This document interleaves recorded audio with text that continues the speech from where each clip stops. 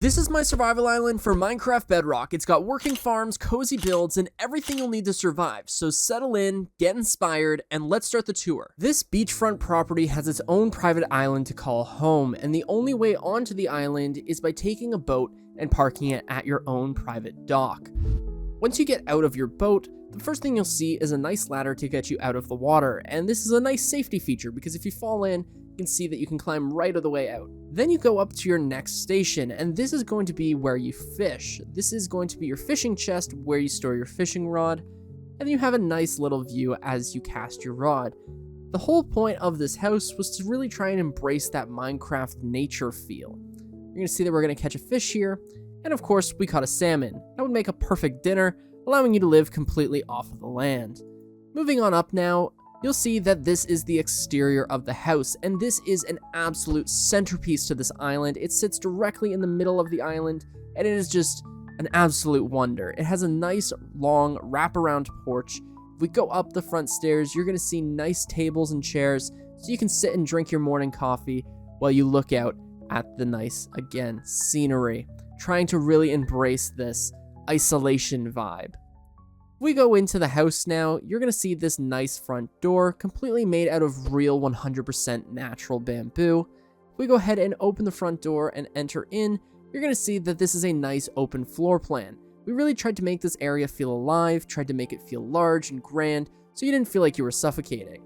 This is going to be where your storage system goes, so all of your items are going to be stored in this first floor, your ender chest, so all of your friends can access their virtual wallets while they're inside of your home.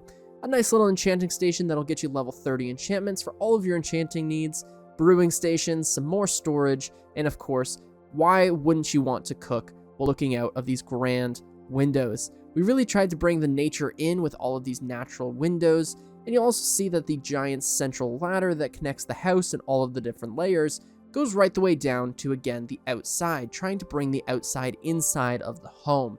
The house is built on stilts, which is going to allow for those tropical storms to pass right underneath. Don't have to worry about your house being ripped off of your foundation.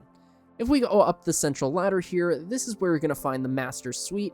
Every home needs a bed, a crafting table, and a furnace. When you place all three next to each other, that is when this becomes a home. And of course, everybody likes to look at their valuables, so this is your most valuables chest. All of your diamonds can be in here. Anything that you can't fit inside of your virtual wallet, this is where it has to go, so it's nice and safe while you sleep. If we go down the central ladder again, and we'll head right the way down to the basement, you could fill the space with whatever you want. You could do your laundry down here, you could add more smelters down here, whatever you need to do, this space is yours to own. If we go outside of the basement here, you can see that there's actually another way up to the wraparound porch, and that is through this back staircase. Now, this back staircase would give you perfect opportunity to expand this out into a nice scuba diving area. We have a nice shallows over here, which could easily, again, be converted into a diving area. We have some hostile neighbors, but it could easily be turned into a diving area because if you see, we're just going to do a quick dive down here. You have lots to explore. Now, hopefully you have some scuba equipment. Unlike me, I am risking my life out here for this house tour. If we end up back in the shallows here, we just go ahead and get dried off, shake a little bit. You're going to see this is our drinking pond, and it's also a bit of a fish sanctuary. So this is going to be where all of your farmed fish are. This is also going to allow you to have a nice natural swim spot without all of that nasty salt. Oh man, we've got more angry neighbors around the area. If we come up here, you're going to see that we have our campfire, which is where you can tell stories and make s'mores with your friends. You'll also see that we have a nice little area for a covered garden to keep all of the outside critters out, so nothing is going to steal any of your fruits and vegetables. We have beetroot, we have potatoes, we have carrots, we have it all. We've got wheat on the outside so we can make our bread, our cakes, and our cookies. You'll also see that we have some special plants in our special area, again, with our fences to make sure no hostile critters can ruin our plants. Over here, you're going to see a feature that the previous owners left in the house. Not exactly sure what it is. It looks a little bit important though. Nothing written in the book, but I thought I would leave it to not upset whatever's in the sky. But this is a pretty nice place. If you wanted to put your own book here, you could easily read a story and just look out again at this beautiful nature. Heading around now, you're going to see the outside area, and this is the key feature of the house. This is where all of the productivity happens. This is where the magic happens. This is the farming area. Over here, we have our iron farm, so we can completely AFK and collect all of our iron. We've got plenty of iron, and it looks as though a wandering trader may have wandered into our iron farm. So Amazon, you might want to stay away. If we go over here, this is our XP farm. This is going to be where you get all of your levels, and it is quite efficient. We go ahead and throw our tridents at this trapdoor now. Throw all 3 right at the center, and then we go ahead and turn on the farm. We can then grab our potion of infestation, throw it at the center, and then we are going to collect all of these XP levels.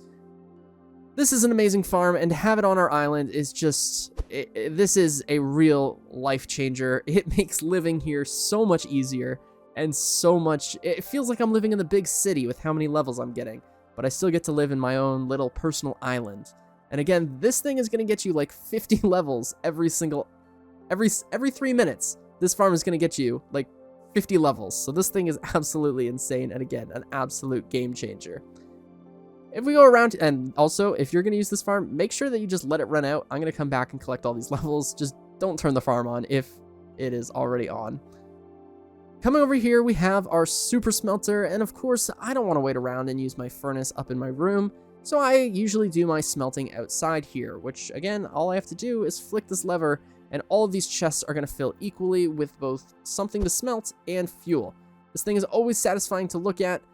However, whoever installed this furnace installed it slightly wrong, so this last hopper is locked, which is making it so that this furnace doesn't get filled with anything. But don't worry, if you follow the blueprints, everything is going to work out fine. If we come over here, you're going to see that we have a cow farm, and this might not be the most ethical design, but starvation is a bit of an issue on an island, so I'm not really concerned about the ethics.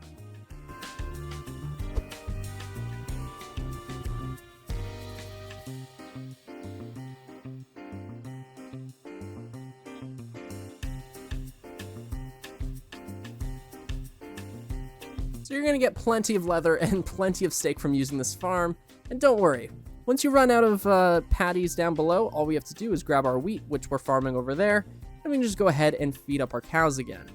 These guys are going to drop down their offlings, their offspring, into the bottom chamber, which we can then convert into leather and steak. If you come over here, we're going to find a hot spring, so whenever you're ready to relax and just sit back, this is where you want to go. This is the life. Oh, it's so warm. It's so nice. This is where you want to go at the end of the day. And the last feature we have, I don't recommend removing this from the property. I mean, you're more than welcome to do with it whatever you want, but I would not recommend removing this.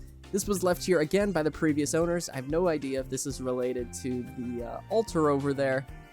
I'd say it's probably best to leave it. These candles just stay on indefinitely. It's crazy. And the actual last thing is, if you are someone who likes meditation or yoga, this is the perfect spot. There's 2 yoga mats for you to look out at the ocean. You can look back at your house and just appreciate it for what it is. You can look at your dock. This is a beautiful island. It's a nice little C shape. This is, honestly, I wish I could live here. Like, you know, whole Minecraft thing aside, if I could live here in real life, I would totally live here. This thing is awesome. All right, I hope you guys enjoyed this video. If you did, then be sure to subscribe and leave a like. This was a very different video for me to make. I had quite a bit of fun with it. It's kind of a parody on, like, house tours and like showcases and things, but like it's also kind of fun, and it was kind of fun to make. So if you guys liked it, leave a comment, let me know. And this world is available for download on my website. And yeah, my name is 1UpMC. Please consider subscribing, and I will catch you guys in the next one. And all of the tutorials for these farms are going to be in the description, and if you also want to download them, you can download them on my website.